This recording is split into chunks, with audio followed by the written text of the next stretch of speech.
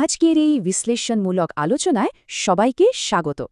আচ্ছা, কখনো ভেবে দেখেছেন বরফে ঢাকা প্রতিকূল পরিবেশে টিকে থাকা একদল যাযাবর মানুষ কিভাবে ধীরে ধীরে স্থায়ীভাবে বসবাসকারী এবং ধাতু নির্ভর এক উন্নত সমাজে পরিণত হল? আজ আমরা ভারতীয় উপমহাদেশে মানব সভ্যতার বিবর্তনে ঠিক সেই রোমাঞ্চকর আর অবিশ্বাস্য যাত্রার পথ ধরেই হাঁটব। গল্পটা সত্যি অবাক করার মতো।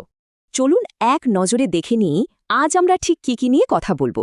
প্রথমে থাকছে প্রস্তর যুগের সূচনা, এরপর মধ্যপ্রস্তর যুগের পরিবর্তন, তারপর নব্যপ্রস্তর যুগের সেই যুগান্তকারী বিপ্লব। সেখান থেকে আমরা ঢুকব ধাতুর যুগে, আর সবশেষে মেহেরগড় সভ্যতার ওপর থাকবে একটি বিশেষ আলোকপাত। শুরুতেই এই বিশাল সময়রেখাটা একটু খেয়াল করা যাক। 2.5 মিলিয়ন বা 25 লক্ষ বছর আগের গভীর অতীত থেকে শুরু করে মাত্র 1000 খ্রিস্টপূর্বাব্দ। বিশাল এক টাইমলাইন, তাই না? এই সুদীর্ঘ সময়রেখাটাই আমাদের আজকের সম্পূর্ণ আলোচনার মূল ভিত্তি। তো চলুন শুরু করা যাক আমাদের প্রথম পর্যায় প্রস্তর যুগের সূচনা দিয়ে। 2.5 মিলিয়ন বছর আগে থেকে শুরু করে 10,000 খ্রিস্টপূর্বাব্দ পর্যন্ত এই দীর্ঘ সময়ে মানুষের শারীরিক কাঠামো আর তাদের ব্যবহৃত পাথরের হাতিয়ারগুলো কিভাবে ধীরে ধীরে বদলেছে, সেটা সত্যিই চমকে দেওয়ার মতো একটা ব্যাপার। একটু ভেবে দেখুন তো, সেকালের জীবন কতটা কঠিন ছিল। প্লিস্টোসিন যুগ মানে চারপাশ শুধু বরফে ঢাকা, কনকনে ঠান্ডা।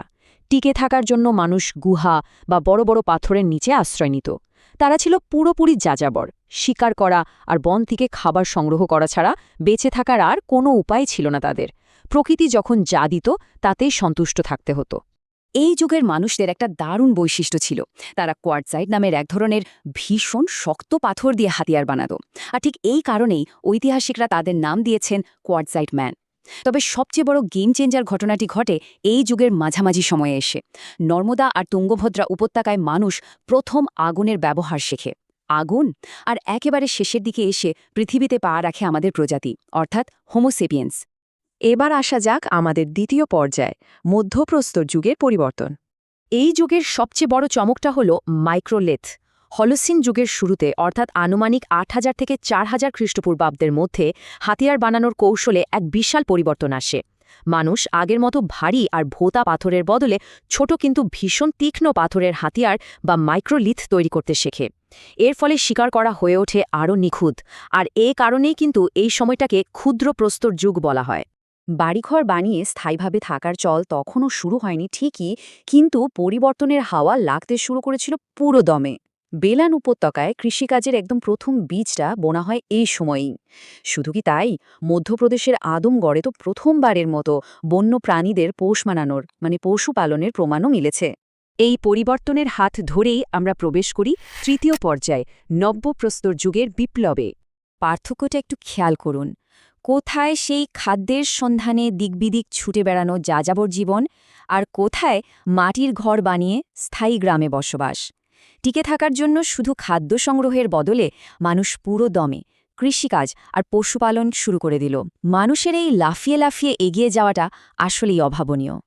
আসলে খুব অল্প সময়ের মধ্যে মানুষের জীবনযাত্রায় এত বিশাল আর যুগান্তকারী পরিবর্তন এসেছিল যে প্রখ্যাত প্রত্নতত্ত্ববিদ গর্ডন চাইল্ড এই সময়টাকে সরাসরি নব্যপ্রস্তর যুগের বিপ্লব বা নিওলিথিক রেভলিউশন বলে আখ্যা দিয়েছেন। টেকনোলজির দিক থেকে এই যুগটা ছিল আক্ষরিক অর্থেই একটা মাইল ফলক। কুমোরের চাকা আবিষ্কার হল, তৈরি হতে শুরু করল চমৎকার সব মাটির পাত্র। কাস্তে, শিলনোড়া বা বাটালির মতো আধুনিক সব কৃষি সরঞ্জাম মানুষকে শুধু খাবার সংগ্রাহক থেকে একেবারে পুরো দস্তুর খাদ্য উৎপাদনকারীতে পরিণত করল। আর সেই উদ্বৃত্ত ফসল দিয়ে শুরু হলো অন্য সম্প্রদায়ের সাথে বাণিজ্য। ভাবা যায়? পাথরের যুগ তো অনেক হলো, এবার চলুন দেখি 4 নম্বর ধাপে ধাতুর যুগে প্রবেশের গল্পটা কেমন ছিল।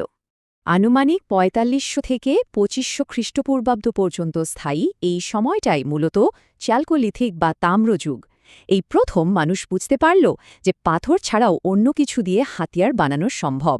তারা তামা গলিয়ে অস্ত্র, কৃষির সরঞ্জাম, এমনকি সুন্দর সুন্দর অলঙ্কারও তৈরি করতে শুরু করল। এখানে একটা দারুণ ব্যাপার ঘটে। মানুষ তামার সাথে টিন মিশিয়ে ব্রোঞ্জ নামের এক নতুন সংকর ধাতু তৈরি করা শিখে যায়। মেটালার্জির এক বিশাল ধাপ এটি। আর একটা মজার তথ্য দিই, মানুষের প্রথম পোষা প্রাণী হিসেবে কিন্তু এই সময়ে কুকুরের আত্মপ্রকাশ ঘটে। সাথে ভেড়া আর ছাগল তো ছিলই। নর্মদা উপত্যকার নবধাতলি এই যুগের অনেক বড় একটা নিদর্শন। তামা ঠিক পরে আসে লৌহযুগ। আনুমানিক 1000 খ্রিস্টপূর্বাব্দের দিকে লোহার আবিষ্কার যেন মানব সভ্যতার চাকায় আক্ষরিক অর্থেই গতি এনে দেয়। লোহার তৈরির লাঙ্গল দিয়ে শক্ত মাটি চাষ করা অনেক সহজ হয়ে গেল। শুরু হলো প্রচুর পরিমাণে ফসল উৎপাদন, আর এই উদ্বৃত্ত ফসলই কিন্তু পরে বড় বড় শহর আর সাম্রাজ্য গড়ে ওঠার মূল ভিত হিসেবে কাজ করেছিল। এতক্ষণ তো অনেক যুগ নিয়ে কথা হলো। এবার 5 নম্বর ধাপে আমাদের বিশেষ আলোকপাত মেহেরগড় সভ্যতা। বেলুচেস্তানের কাচ্ছি সমভূমিতে বোলান নদীর তীরে এই মেহেরগড়ের অবস্থান। ফরাসি প্রত্নতত্ত্ববিদ জাঁ ফ্রান্সোয়া জারিস যখন এই জায়গাটি আবিষ্কার করলেন, তখন উপমহাদেশের ইতিহাস আক্ষরিক অর্থে নতুন করে লিখতে হয়েছিল। জানলে অবাক হবেন, এটি হরপ্পা সভ্যতারও আগের, আনুমানিক 7000 খ্রিস্টপূর্বাব্দের। পুরো উপমহাদেশে কৃষিকাজের একেবারে প্রথম নিদর্শন আমরা এই মেহেরগড়েই পাই। যব আর গমের চাষ, গরু ভেড়া ছাগল পালন, এমনকি দূরবর্তী অঞ্চলের সাথে তাদের বাণিজ্যের চমৎকার সব প্রমাণ এই জায়গাটিকে প্রাচীন সভ্যতার অন্যতম প্রাণকেন্দ্রে পরিণত করেছে। সবচেয়ে ইন্টারেস্টিং পয়েন্টটা বলি, এই বোলান উপত্যকা এমন একটা জায়গা যেখানে প্রাচীন প্রস্তর, মধ্যপ্রস্তর, নব্যপ্রস্তর এবং চ্যালকোলিথিক যুগ সবগুলোর নিরবচ্ছিন্ন নিদর্শন একেবারে স্তরে স্তরে সাজানো আছে। মানে মানুষ কিভাবে যাযাবর অবস্থা থেকে ধাপে ধাপে স্থায়ী কৃষিজীবী আর ধাতু ব্যবহারকারী মানুষে পরিণত হলো, তার আস্ত একটা টাইম ল্যাপস যেন এখানেই রয়ে গেছে। আমাদের আজকের আলোচনা তো এখানেই শেষ হচ্ছে, তবে যাওয়ার আগে একটা বিষয় একটু ভাবতে বলবো।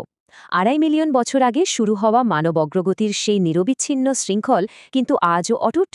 আগুন জ্বালানো থেকে শুরু করে চাকার আবিষ্কার আর লোহা গলানোর মতো প্রাচীনকালের সেই যুগান্তকারী আবিষ্কারগুলোই কি আজকের এই আধুনিক সভ্যতার যান্ত্রিক কাঠামোকে নিয়ন্ত্রণ করছে না? সেই প্রাচীন মানুষদের প্রথম পদক্ষেপগুলোই তো আজকের এই বিশাল সভ্যতার মূল ভিত্তি, তাই না? আশা করি আজকের এই বিশ্লেষণমূলক আলোচনাটি সবার ভালো লেগেছে।